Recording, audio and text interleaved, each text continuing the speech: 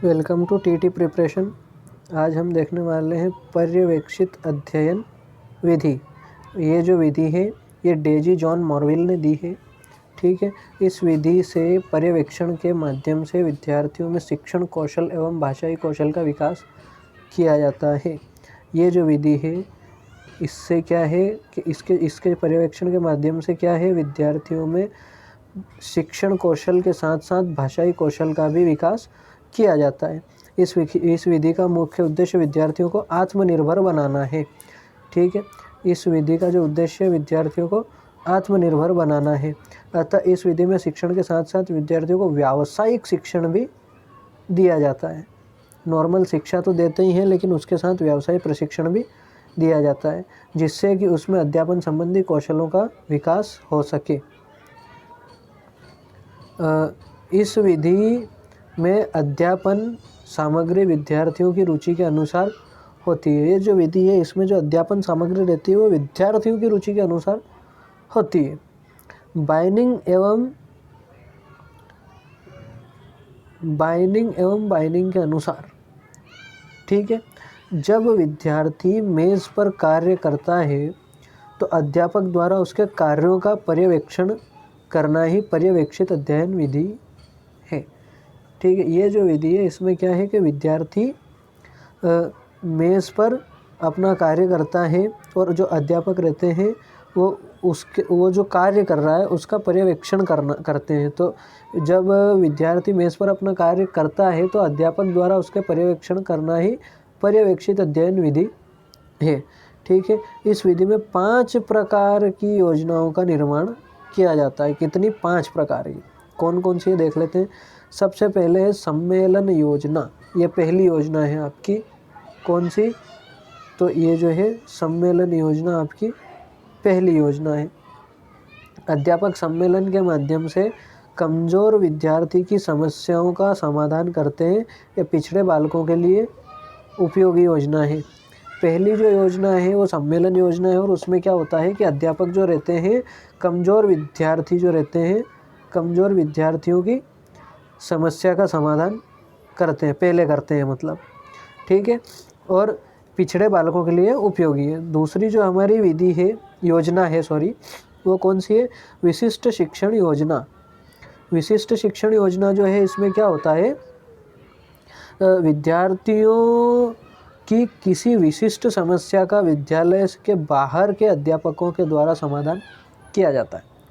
जो विद्यार्थी रहते हैं उनकी मान लो कोई सी विशिष्ट समस्या है तो उसका जो समाधान है विद्यालय के बाहर के अध्यापक, अपने विद्यालय के अध्यापक नहीं होते हैं, दूसरे विद्यालय के जो अध्यापक होते हैं उनके द्वारा समाधान किया जाता है।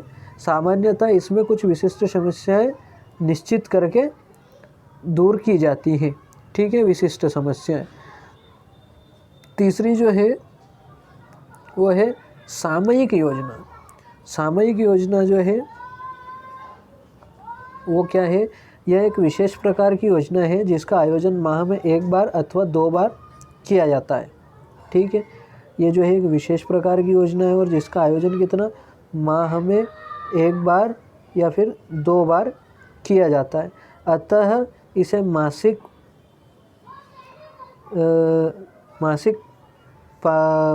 पाक्षिक योजना भी कहते हैं। ठीक है, सामान्यतः इसमें मूल्यांकन किया जाता है।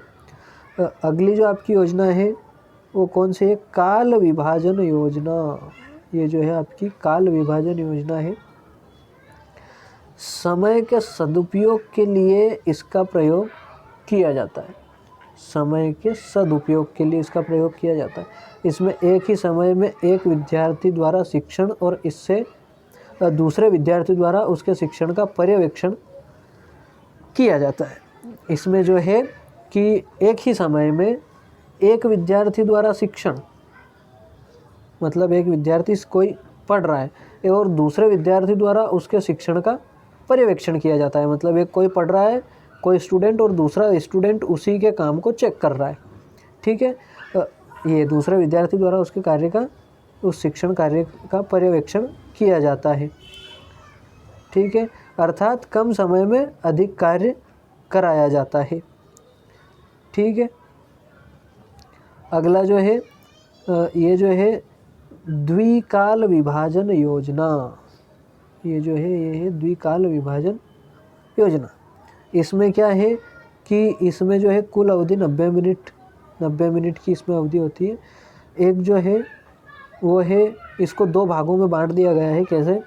एक अवधि 50 मिनट या अध्यापक क्रिया जो है, ये जो है इसमें 50 मिनट अध्यापक काम करते हैं, और अवधि दूसरी जो है इसमें 40 मिनट विद्यार्थी क्रिया, इसमें 40 मिनट जो है विद्यार्थी काम करते हैं। कैसे क्या होता है बताते हैं। देखो, अध्यापक क्रिया में जो है 25 मिनट अध्यापक द्वारा निर्देश दिए जाते हैं और 25 मिनट अध्यापक व विद्यार्थियों के मध्य तर्क वितर्क होते हैं। ठीक है, ये जो आपके 50 मिनट है ये कैसे हैं? ये ऐसे हैं। 25 मिनट तो विद्यार्थियों द्वारा अध्यापक द्वारा निर्देश दिए जाते हैं, और 25 मिनट ही अध्यापक और विद्यार्थियों के बीच में तर्क वितर्क होते रहते हैं। इधर जो विद्यार्थी क्रिया है इसमें क्या है कि 5 मिनट हस्तकौशल। ठीक है, इसमें 5 मिनट तो विद्यार्थी हस्तकौशल करते हैं, और 35 मिनट विद्यार्थी द्वारा शिक्षण, अध्यापक द्वारा उसके शिक्षण का पर्यवेक्षण। ठीक है, इसमें जो टाइम है 35 मिनट विद्यार्थी द्वारा शिक्षण किया जाता है और अध्यापक द्वारा उसके शिक्षण का पर्यवेक्षण किया जाता है। ठीक है, जैसा कि हमने पहले भी कहा था कि जो विधि रहती है उसके गुण दोष तो रहते ही हैं, आते ही हैं सामने। तो अब इसके जो है पहले हम गुण देख लेते हैं कि इस विधि में गुण कौन कौन से हैं। ठीक है, तो वो देख लेते हैं। बाल केंद्रित एवं मनोवैज्ञानिक विधि है। ये जो विधि है कैसी है? बाल केंद्रित और मनोवैज्ञानिक विधि है। विद्यार्थियों में शिक्षण संबंधित कौशल पर्यवेक्षण के माध्यम से विकसित हो जाता है। विद्यार्थियों में शिक्षण संबंधी जो कौशल है वो काय से? पर्यवेक्षण के माध्यम से विकसित होता है। ठीक है, आत्मनिर्भरता आ जाती है विद्यार्थियों में। कमज़ोर विद्यार्थी के लिए उपयोगी विधि है, क्योंकि अध्यापक के निरीक्षण में सीखने का अवसर प्राप्त होता है। ठीक है, जो कमज़ोर विद्यार्थी उनके लिए उपयोगी है, क्योंकि ये अध्यापक के निरीक्षण में सीखने का अवसर प्राप्त होता है। 5वां जो इसका गुण है वो बीच बीच में अध्यापक परामर्श भी देते हैं। ठीक है, बीच बीच में जो है जो टीचर्स हैं वो परामर्श दे देते हैं कि आप ऐसा करो, ऐसा करो। ठीक है, नेक्स्ट जो है इसका प्रशिक्षण के साथ साथ व्यावसायिक प्रशिक्षण भी प्राप्त होता है। ठीक है, नॉर्मल जो हमारी पढ़ाई चल रही है उसके साथ साथ इन्हें व्यावसायिक प्रशिक्षण भी प्राप्त होता है। उच्च स्तर पर उपयोगी विधि है ये जो विधि है कैसी? उच्च स्तर पर उपयोगी और प्रशिक्षण के क्षेत्रों में उपयोगी विधि है। ठीक है, प्रशिक्षण के क्षेत्रों में उपयोगी है। नेक्स्ट ये जो है सामाजिक अध्ययन में सर्वाधिक उपयोग होने वाली विधि है। सामाजिक अध्ययन जो होता है उसमें सर्वाधिक उपयोग होने वाली विधि है। नेक्स्ट, विज्ञान शिक्षण में प्रयोग करना अध्यापक इसी विधि से सिखाते हैं। तो जो विज्ञान प्रशिक्षण होता है उसमें जो मान लो कि प्रैक्टिकल्स जो होते हैं हमारे, तो साइंस में प्रैक्टिकल्स जो होते हैं, तो जो प्रैक्टिकल्स जो टीचर सिखाते हैं वो इसी विधि से सिखाते हैं। ठीक है, अब ये तो हो गए इसके गुण की बात हो गई है। तो अब आते हैं इसके दोष। इस विधि के दोष की बात करते हैं हम। गुण की बात तो हो गई, अब दोष की बात हो जाए ज़रा। इस विधि में क्या क्या दोष है? तो जो दोष है तो देख लेते हैं। प्राथमिक स्तर पर अनुपयोगी विधि, ये जो है प्राथमिक स्तर पर अनुपयोगी विधि है। समय बहुत अधिक लगता है। इस विधि से भाषाई कौशल पर कम व्यावसायिक प्रशिक्षण पर अधिक जोर दिया जाता है। ठीक है, ये जो विधि है इसमें भाषाई कौशल पर कम और व्यावसायिक प्रशिक्षण पर अधिक जोर दिया जाता है।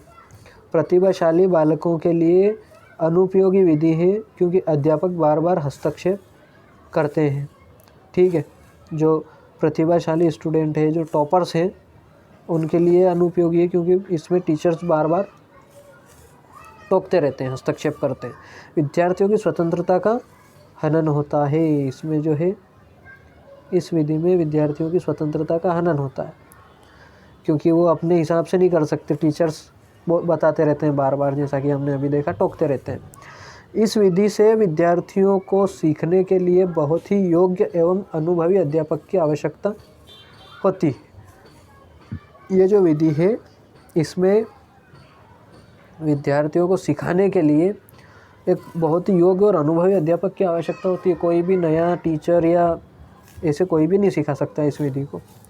यह विधि प्रशिक्षण के क्षेत्र में ही उपयोगी है, अन्य क्षेत्रों में अनुपयोगी है। ये जो विधि है बस प्रशिक्षण के क्षेत्र में ही उपयोगी है, बाकी दूसरे क्षेत्रों में अनुपयोगी है।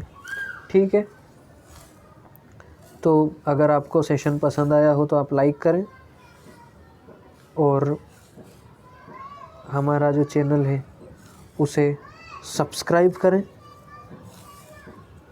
और ज़्यादा से ज़्यादा इसको शेयर करें। धन्यवाद।